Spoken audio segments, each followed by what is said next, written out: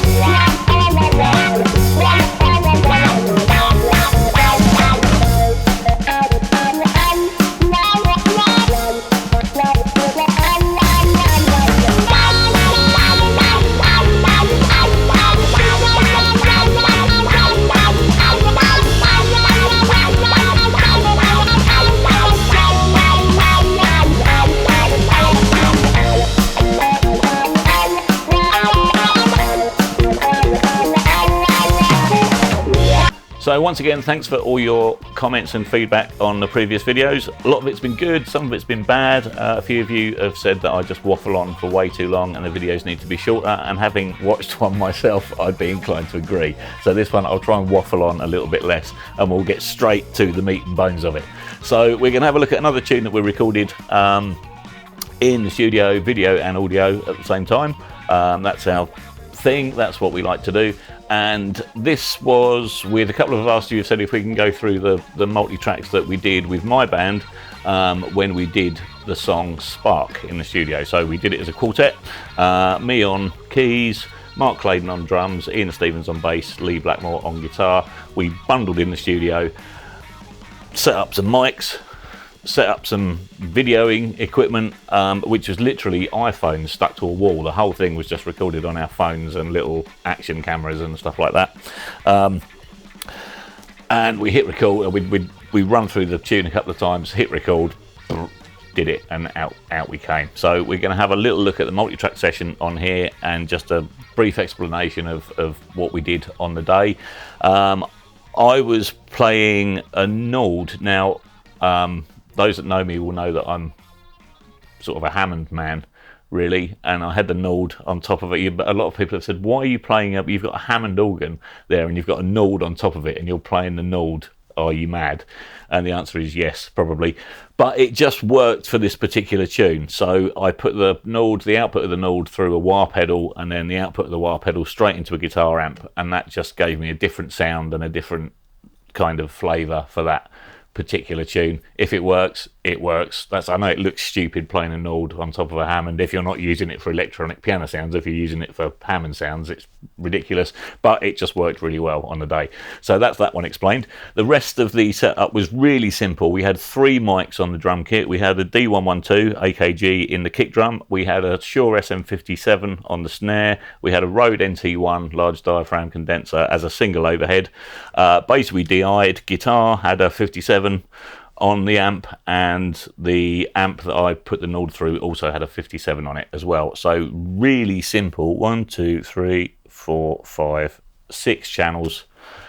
Really, is that all it is? 1, 2, 3, 4, 5, yeah, 6 channels.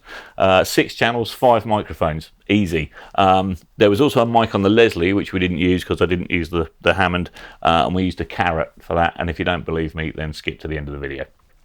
So the song's called Spark. It was a cover. It's quite widely known as the Argos tune. It was used by Argos for quite a few years in their adverts, and it's by a band called Fitz and the Tantrums, which is a great name for a band. So let's have a little listen and get straight into it. So here's the whole ensemble.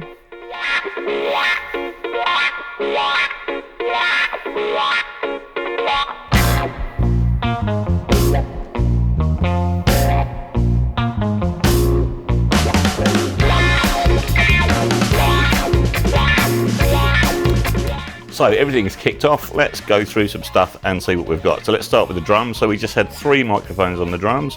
Let's just solo those and we can have a listen. So there's some spill coming through, obviously, because we were all in the same room.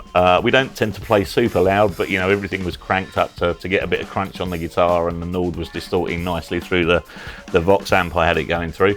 So that's our drums. Let's just solo the kick. You can hear that. And the snare, bring that in as well. So it's quite squashed. We wanted to go for a kind of retro sound. It's quite squashy. Let's have a little look at what we did plug-in wise. So on the bass drum, we've got a little boost at about 55 hertz, a boost at about 3.2k, just to bring a bit of that. Now normally I take that out of drums, but on Mark's bass drum that sounded quite nice and gave us a little bit of high end come through. We knew that a lot of people were going to be watching and listening to this on their phones, so we need to make sure that the bass drum comes through and people can hear what he's playing with that. So I gave it a bit of a boost at 3.2k. And that was it. Very light bit of compression. It's just taken a dB or 2 off on there. Simple setup there. Let's have a little look at the snare. So again, very simple, high shelf, little bit of a boost there. Little bit of a boost at around about 4k on the snare, and a little bit of a boost at just over 100 hertz, just to bring a bit of the body of the snare out. Let's just hear that on its own for the moment. There's the snare. So no gates or anything on this one. Didn't feel it was necessary. Sometimes I'll gate the drum, sometimes I won't, and in this case we didn't. And then overheads, just at no compression at all, just a little bit of EQ. So let's solo the overheads. So we've got a tiny little boost in the top, tiny little boost at 4.8k, and that's it. Bring the rest of the drum mics back in. Very simple drum miking setup. Going back to our drum video that we did with Roger the other week, and once again, this is a classic example of, if you want a great drum sound, get a great drummer. And I've used 3 mics on Mark's drum kit. I've used 1 mic before on Mark's drum kit. I've used 12 mics on the drum kit, and however you do it, it kind of sounds amazing. And the reason it sounds amazing is because he's an absolutely incredible player. So you can really use anything. It doesn't matter. We used an SM57 on the snare, could have used an Audix i5, could have used an SM58, could have used a small diaphragm condenser, could have used a large diaphragm condenser, could have used a contact mic, could have used anything really. It's gonna sound like him, and it's, you know, it's quite a retro kind of vibe to the song. So if it sounds rubbish, then that might be what you're aiming for. So it really doesn't matter. Again, going back to it all being about the drummer. So bass now, we've got Ian's bass. What did we do on that? Let's have a little look-see here. So again, not a lot. Started with the preset. That was another question that we got the other day, was if I'm just starting out, should I use presets? And the answer absolutely is yes, but you need to be aware that there isn't a preset that will, there isn't a bass preset. So every bass guitar sounds different. Even a bass guitar from the same player over an entire album will be kind of mixed differently for each song. So the answer is yes, use a preset, but use it as a starting point. So,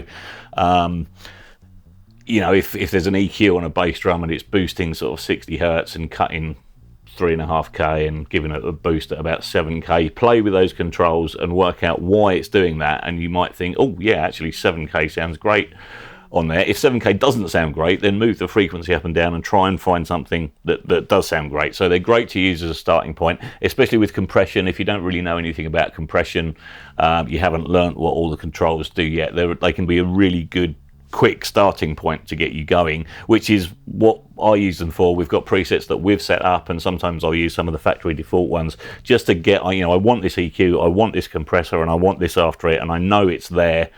All I've got to do is click that and it's loaded up, and then I've just got to tweak from there. So don't be afraid to use presets at all, but try and just use them as a starting point. And if you don't know what you're doing with EQ or compression or anything else yet, then kind of learn from them. So just play with the controls and see what changing things a little bit does, and try different presets, try different bass presets on a bass guitar and find one you like, and then compare that with the last preset and work out why you like that one rather than the other one, if that makes sense. I'm waffling again, let's move on. So bass, very little done to that. Boost at about 110 hertz.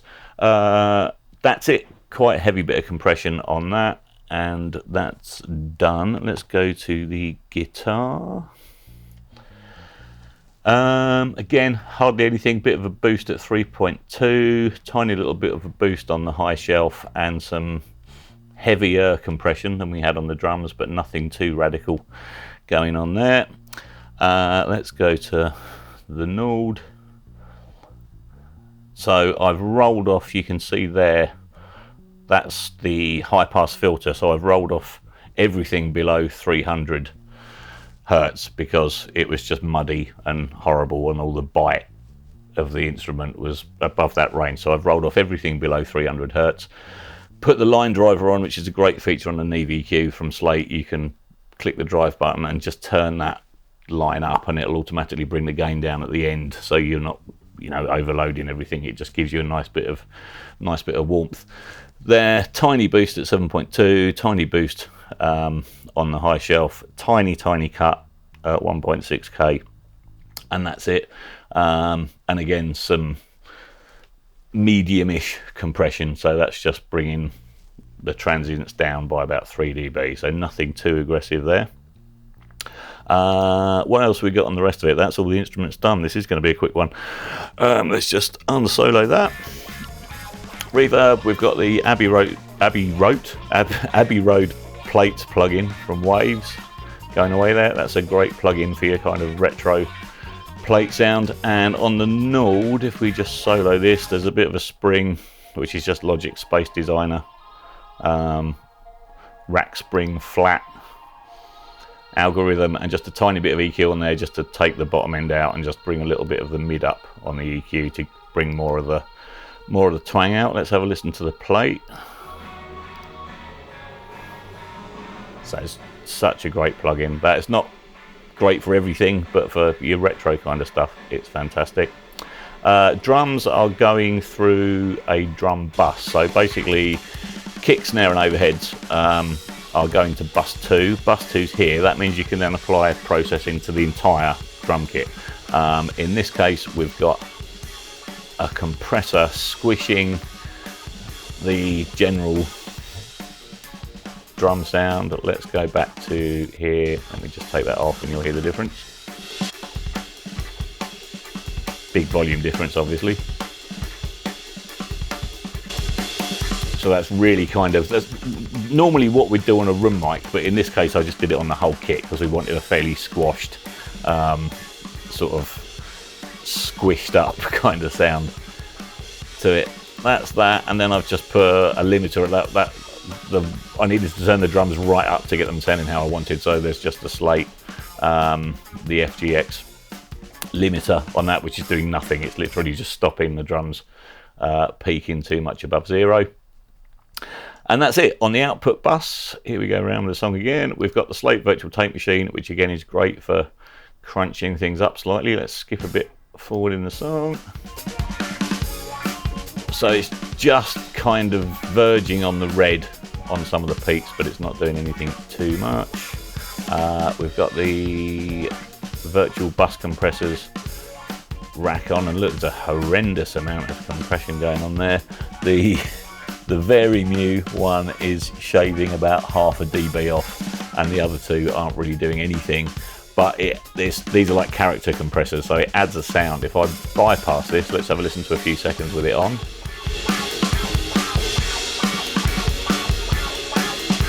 And off.